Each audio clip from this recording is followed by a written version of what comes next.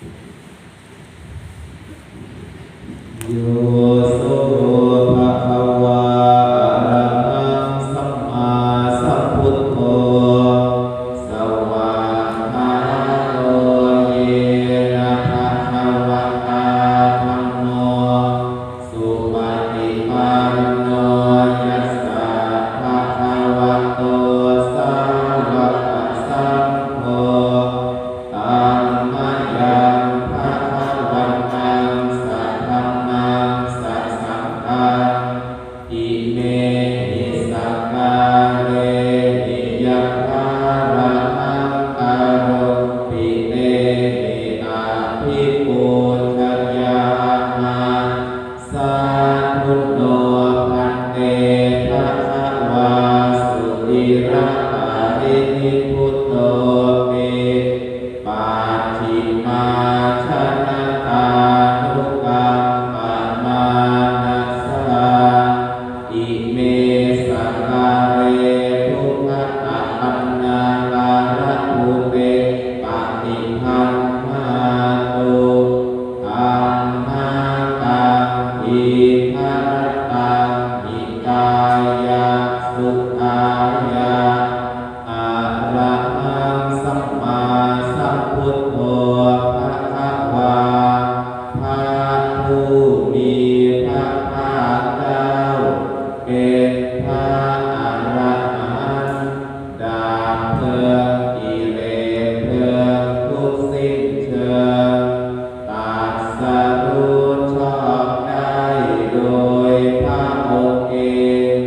พุทธังภะคะวันตังอภิวา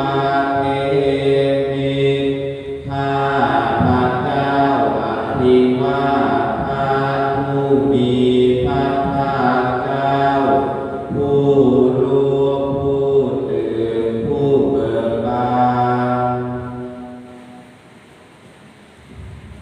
สวากขาโตตาธัมโมพระธรรมเป็นธรรมที่พระผู้มีพระภาคเจ้าตรัสไว้ดีแล้วธัมมังนัมมัสสามิข้าพระเจ้านมัสการพระธรรมสุปฏิปันโนโตสาวกสังโฆพระสงฆ์สาวกของพระผู้มีพระภาคเจ้าปฏิบัติดีแล้วสังฆังนะมามิข้าพระเจ้านอบน้อมพระสงฆ์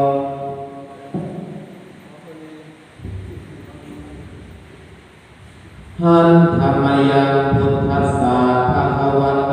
บุพพภาคณมัคคารังกัปโตมัสเสตัสสะภะคะวะโตอะระหะโตสัมมาสัมพุทธัสสะนะโมตัสสะภะคะวะโตอะระหะโตสัมมาสัมพุทธัสสะนะโมตัสสะภะคะวะโตขอน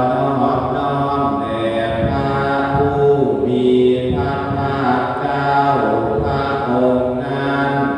อะระหะโตซึ่งเป็นผู้ไกลจากกิเลสสัมมาสัมพุทธัสสะตรัสรู้ชอบได้โดยพระองค์เอง